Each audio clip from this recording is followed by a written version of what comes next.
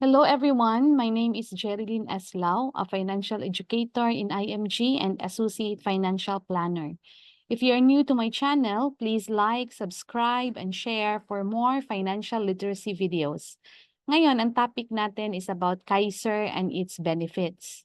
Ano ba ang benefits ng Kaiser Long-Term Care? Ito ang matututunan mo ngayon sa video na ito. Sino nga ba si Kaiser? Mga importante na financial concepts. Ano-ano ang mga benefits ng Kaiser Long-Term Care at paano ka mag-guide para magkaroon ka rin ng sarili mong 3-in-1 Kaiser Long-Term Care. Who is Kaiser? Kaiser International Health Group Inc. is registered as a healthcare provider. Kaiser is more than an HMO kasi hindi lang ito nag-address ng current health needs mo, it also addresses the long-term healthcare needs mo, especially kung hindi ka na magtatrabaho or kung retired ka na. Kaiser is registered sa SEC with capital stock of 160 million. Ano-ano ang mga accredited hospitals ng Kaiser? Ang mga malalaking ospital sa Pilipinas ay accredited ng Kaiser gaya ng St. Luke's, Makati Med. Ito ang mga top 5 hospitals sa Pilipinas: St. Luke's, Makati Med, Asian Hospital, Cardinal Santos, Medical City. Visit Kaiser website, kaiserhealthgroup.com, para ma-check mo din ang mga accredited hospitals and clinics in your area. More than 12,000 accredited doctors and more than 2,000 accredited hospitals and clinics ang partner ng Kaiser. Kung member ka ng IMG, meron kang unlimited consultations sa Kaiser Medical Centers. Bakit Kaiser Long-Term Care? Mahalaga na maintindihan natin ang Rule of 72 para ma-appreciate natin ang investment sa Kaiser. Ang Rule of 72 ay ginawa ni Albert Einstein. Ang 72 ay constant, divided by the annual interest of your savings, malalaman mo kung kailan dodoble ang pera mo. For example, nilagay mo siya sa 1% interest. 72 divided by 1 equals 72. So it will take 72 years for your money to double. Kung 20 years old ka ngayon, meron kang 10,000 pesos at nilagay mo sa 1% interest, 72 years after, 92 years old ka na, 20,000 na ang ipon mo. Okay ba sa'yo to? Kaya kung nasa bank lang ang money mo, hindi mo talaga ma-feel ang tubo ng pera kasi ang liit lang. At ang usual interest ng bank ay hindi 1%, usually lower than 1%. Pwede mong ilagay sa 4% interest or 12% interest. Ito yung mga investment sa mutual funds. 72 divided by 4 equals 18. Every 18 years, dodoble ang pera mo. So kung 24 years old ka ngayon at nag-ipon ka ng 100,000, after 18 years, 42 years old ka na, meron ka ng 200,000. Another 18 years, mag-retire ka na, at 60 years old, you will have 400,000. Pwede na ba sa retirement mo yan? Okay ka na sa 400K retirement? Meron ding 12%. 72 divided by 12 equals 6. So, 6 years. Kung 24 ka ngayon with 100,000 investment, after 6 years, 30 years old ka na, meron ka ng 200,000. Another 6 years, 36 years old ka na, you will have 400,000. Plus 6 years, 800,000. Plus 6 years, 48 years old ka na, meron ka ng 1.6 million. Plus 6 years, 54 years old ka na, you will have 3.2 million. Then, another 6 years, mag-retire ka na at age 60, you'll have 6.4 million. Okay na ba sa'yo to for retirement? Yung 6.4 million? Ito ang compounding interest of money. Hindi mo ma-maximize ang compounding interest ng money if hindi mo alam ang Rule of 72. Ang laki ng difference ng 400,000 and 6.4 million. That is 6 million. Ang 6 million ay katumbas ng 20 years na sahod ng isang tao na kumikita ng 25K kada buwan. Ang compound interest is the eighth wonder of the world, sabi nga ni Albert Einstein. He who understands it, earns it, and he who does not understand it will pay for it. Usually, ang alam lang ng karamihan ay mangutang. That is money working against you.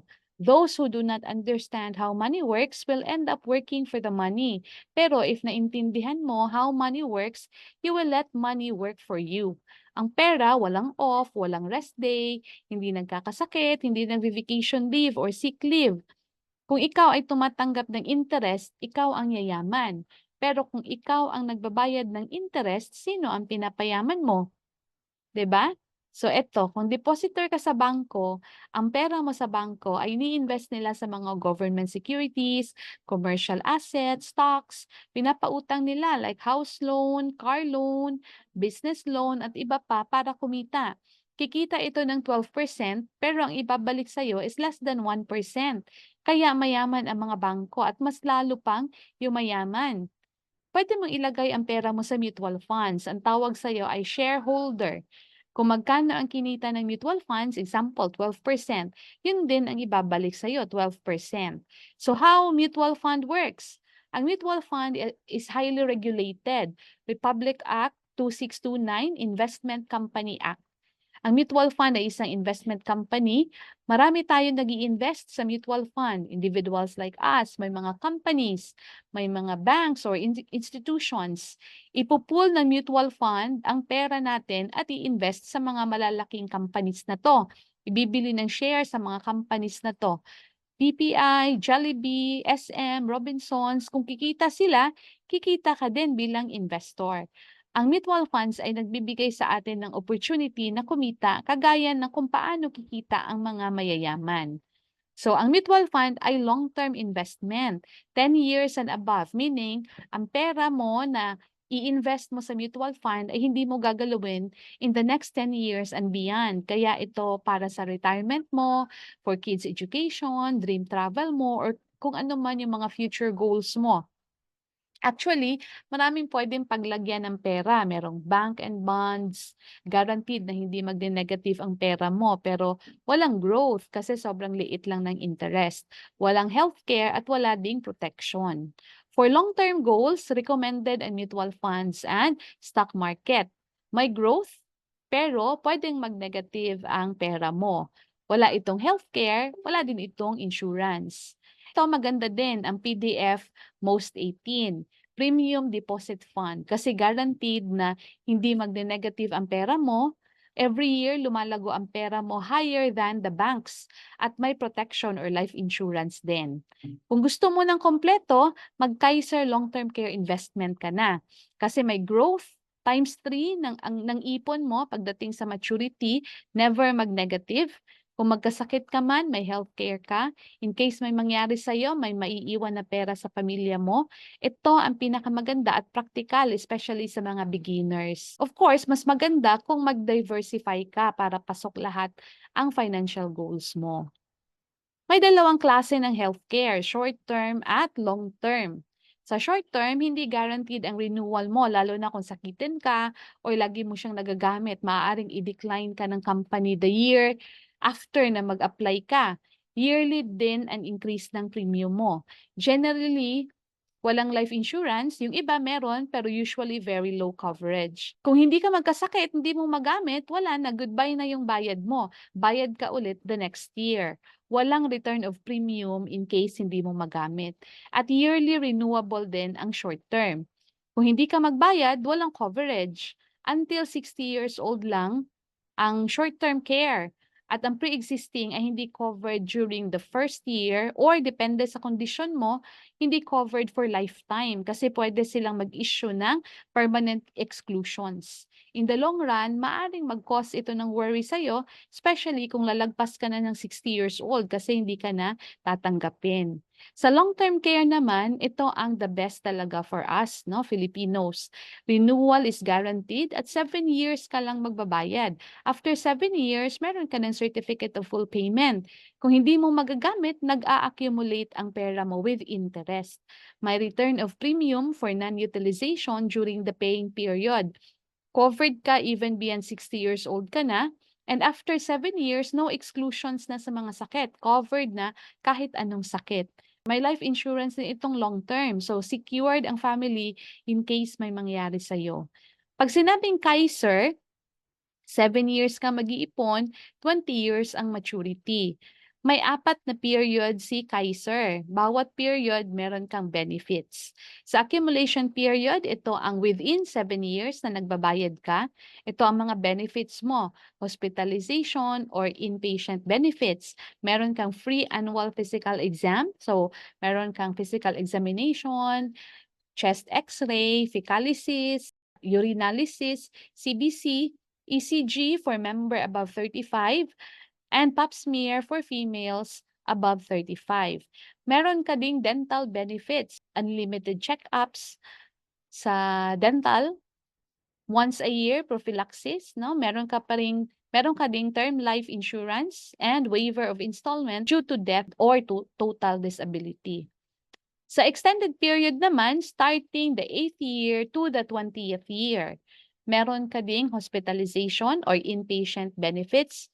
No exclusions na, meron ka ng outpatient benefits or consultations. Maternity benefits and dreaded illnesses covered na.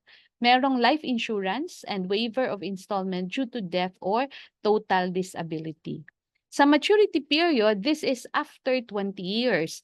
Makukuha mo na ang maturity value based on your savings plan na kinuha.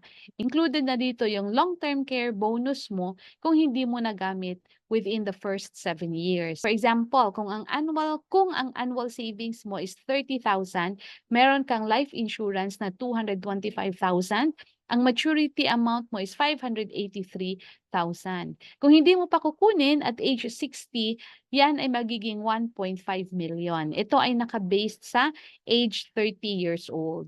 Kung 45,000 naman ang annual savings mo, ang maturity value mo is 875,000. Kung 60,000 naman ang pinili mo na annual savings, 20 years after, meron kang 1.1 million. So, ang Kaiser Long-Term Care Investment is 7 years savings plus 13 years growing. So, that equals 20 years maturity.